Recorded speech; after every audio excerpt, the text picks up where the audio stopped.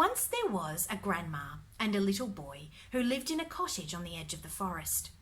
It was nearly winter, and Grandma said, "I want to make you some nice cosy mittens to wear in the winter. What colour would you like them?" The little boy thought and said, "White. I would love some white mittens, Grandma." "White? Oh no, white will show the dirt, and white will get lost in the snow." "Please, Grandma, please," said the little boy. "I really want white mittens." "Oh, all right," said Grandma. So she took out her knitting needles and knitted a beautiful pair of soft, white, woolly mittens. And when the little boy put them on, they fit perfectly. "Oh, thank you, Grandma, thank you so much. I love my white woolly mittens." "You better take care of them," said Grandma. "Don't take them off. Don't lose them in the snow." I won't. "Can I go and play now, Grandma? There's snow outside." "Oh, all right," said Grandma. "You stay warm." So the little boy and his mittens went outside. He put on his beanie and his scarf and his warm woolly jumper and a big cosy coat. And off he went to play. He ran around the trees and he picked up snowballs and threw them. And after a while he started to feel warm. He was so warm that he didn't need his mittens anymore. So he took them off and stuffed them into his pockets, and off he ran.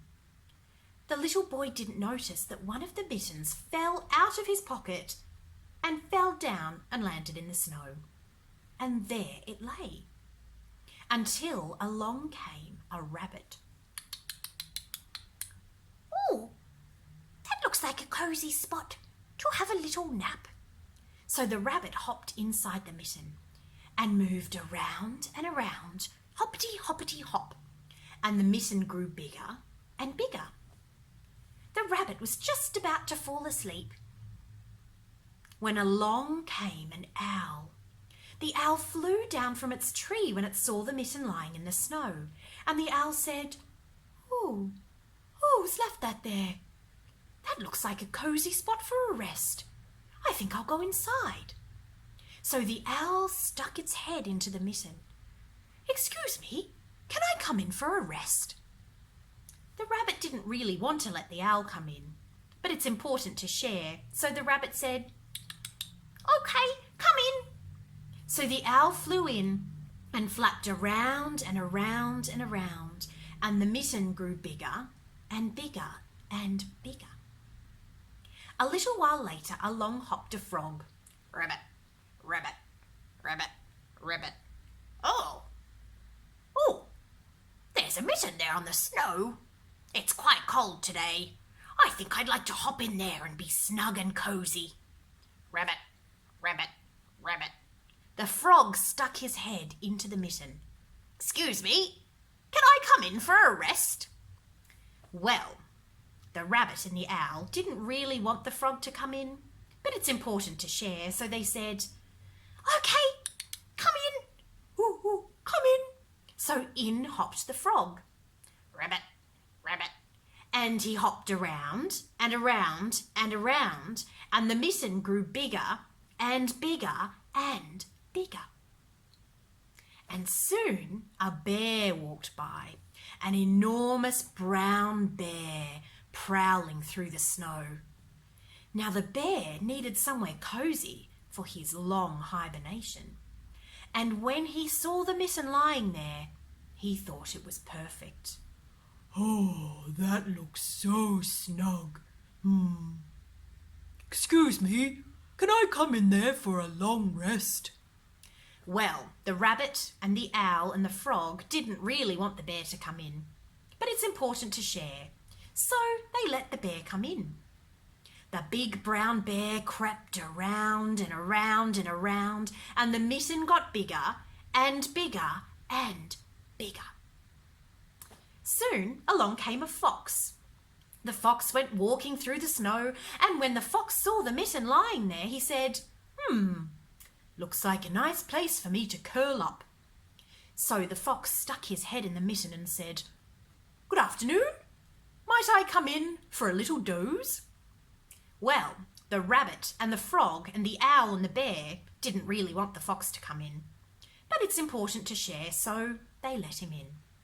And the fox came in and moved around and around and around, swishing his tail, and the mitten got bigger and bigger and bigger. And there they all lay, until a tiny creature, a little mouse, scurried by. And the mouse saw the mitten lying there in the snow, and the mouse said, "Oh, that looks like a nice spot. I'd like to go in there and have a little snooze."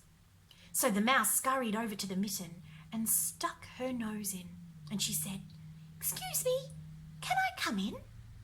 Well, the rabbit and the frog and the owl and the bear and the fox didn't really want to let the mouse come in, but they knew it was important to share, so they let the mouse come in.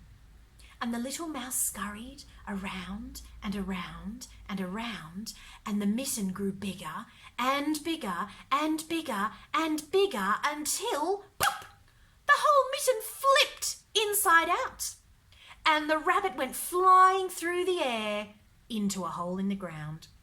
The owl flew up into the tree. The frog landed back on a lily pad in the frozen pond. The bear flew off into a cave.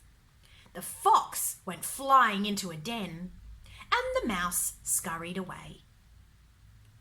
A few minutes later, the little boy was on his way home, and he saw the mitten lying in the snow. "My mitten! I thought I'd lost it." He picked it up and he put it back on his hand, and he skipped all the way home. And when he got there, Grandma said, "You didn't lose your mittens, did you?" "Oh no," said the little boy. "They're very cosy and warm. I love them, Grandma." But every time the little boy put the mittens back on after that day, neither he nor Grandma could work out why one mitten was so much bigger than the other one.